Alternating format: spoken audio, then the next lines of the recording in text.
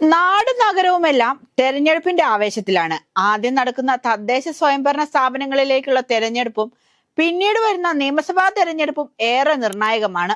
ഇരു തെരഞ്ഞെടുപ്പുകളും മുന്നിൽ കണ്ട് എല്ലാ സജ്ജീകരണങ്ങളും തയ്യാറാക്കി പ്രചാരണം കൊഴുപ്പിക്കാനുള്ള പരിശ്രമങ്ങളിലാണ് രാഷ്ട്രീയ പാർട്ടികളും മുന്നണികളും. ഇടതുപക്ഷത്തിന് സ്വാഭാവികമായും വരുന്ന തെരഞ്ഞെടുപ്പ് കാലത്ത് ചില അനുകൂല ഘടകങ്ങൾ ഉണ്ടെന്നത് യാഥാർത്ഥ്യമാണ്. പ്രധാനമായും സർക്കാരിന്റെ വിവിധങ്ങളായ പ്രവർത്തനങ്ങൾ ഉയർത്തിക്കാട്ടി തന്നെയാകും ഇടതുമുന്നണി പ്രചാരണ രംഗത്ത് സജീവമാവുക. UDF-നുള്ളിൽ ഇപ്പോൾ തന്നെ ചില തർക്കങ്ങൾ ഉടലെടുത്തു തുടങ്ങിയിട്ടുണ്ട്. വരുന്ന തദ്ദേശ തെരഞ്ഞെടുപ്പിൽ സീറ്റ് വിഭജനം പൂർത്തിയാകുന്നതിന് മുൻപേ ഘടകകക്ഷികളും നേതാക്കളും സ്വയം പ്രഖ്യാപിത സ്ഥാനാർത്ഥികളുമായി രംഗത്തിറങ്ങിയിരിക്കുന്നത് കോൺഗ്രസിന് തലവേദനയാവുകയാണ്. കേരള കോൺഗ്രസ് ജോസഫ് വിഭാഗം മുൻപ് ഐക്യ കേരള കോൺഗ്രസ് മത്സരിച്ച ജില്ലാ പഞ്ചായത്ത് ഡിവിഷനുകളിൽ ഉൾപ്പെടെ പഴയ വാർഡുകളിലെല്ലാം ഏകപക്ഷീയമായി സ്ഥാനാർത്ഥികളെ രംഗത്തിറക്കുകയാണ്. കോട്ടയത്ത് 3 ജില്ലാ പഞ്ചായത്ത് ഡിവിഷനുകൾ മാത്രം കേരള കോൺഗ്രസിന് നൽകിയാൽ മതിയെന്നാണ് പാർട്ടിക്കുള്ളിലെ പൊതുവികാരം. എന്നാൽ കഴിഞ്ഞ തവണ മത്സരിച്ച 8 ജില്ലാ പഞ്ചായത്ത് ഡിവിഷനുകളിലും കേരള കോൺഗ്രസ് ലേബലിൽ സ്വയം പ്രഖ്യാപിത സ്ഥാനാർത്ഥികൾ രംഗത്തിറങ്ങിയിരിക്കുകയാണ്. കോൺഗ്രസ് സ്ഥാനാർത്ഥികൾ മത്സരിച്ചാൽ നിഷ്പ്രയാസം ജയിക്കാൻ കഴിയുമെന്ന കോട്ടയത്തെ ഉറപ്പായ 8 ഡിവിഷനുകൾ പിടിച്ചെടുത്ത് മത്സരിച്ച് അതിൽ 6ലും പരാജയപ്പെട്ട പാർട്ടിയാണ് കേരള കോൺഗ്രസ്. കിടങ്ങൂരും അതിരമ്പുഴയും മാത്രമാണ് കേരള കോൺഗ്രസ് സ്ഥാനാർത്ഥികൾ വിജയിച്ചത്.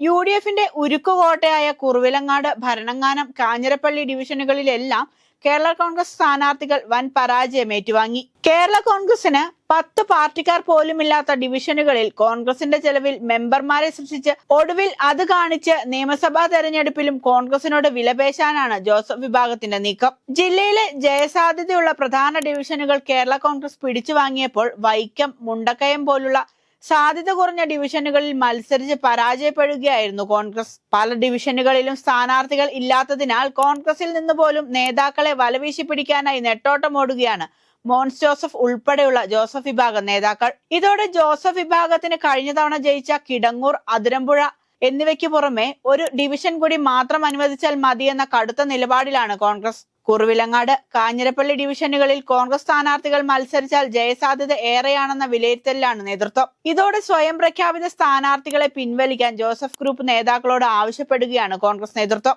നിയമസഭാ തെരഞ്ഞെടുപ്പിലും സ്വാഭാവികമായും കോൺഗ്രസും കേരള കോൺഗ്രസും തമ്മിൽ ഇത്തരത്തിലുള്ള ഏറ്റുമുട്ടൽ ഉണ്ടാകുമെന്നതിന് എല്ലാ സാധ്യതയുമുണ്ട്.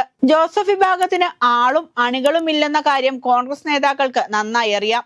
ജോസ് കെ മാണി നേതൃത്വം നൽകുന്ന മാണി കോൺഗ്രസിന്റെ വിലയും ഇന്നത്തെ നേതാക്കൾക്ക് അറിയുന്നുണ്ടാകും. തോമസ് ചാഴിക്കാടൻ പരാജയപ്പെട്ട് ഫ്രാൻസിസ് ജോർജ് വിജയിച്ചത് ജോസഫ് ഗ്രൂപ്പിന്റെ കഴിവല്ലെന്ന ഈ നാട്ടിലെ ബോധമുള്ളവർക്ക് എല്ലാവർക്കും അറിയാം. ഫ്രാൻസിസ് ജോർജിന് വേണ്ടി വരെ വീടുകൾ കയറിയിറങ്ങിയതും പോസ്റ്റർ ഒട്ടിച്ചതും കോൺഗ്രസിന്റെ അണികളാണ്. അങ്ങനെയുള്ളപ്പോൾ ഇനിയും കോൺഗ്രസിന്റെ അക്കൗണ്ടിൽ ജനപ്രതിനിധികളെ പണിയെടുക്കാതെ ഉണ്ടാക്കാമെന്ന കേരള കോൺഗ്രസിന്റെ തന്ത്രം നടക്കില്ലെന്നാണ് കോട്ടയത്തെ കോൺഗ്രസ്കാർ പറയാതെ പറയുന്നത്.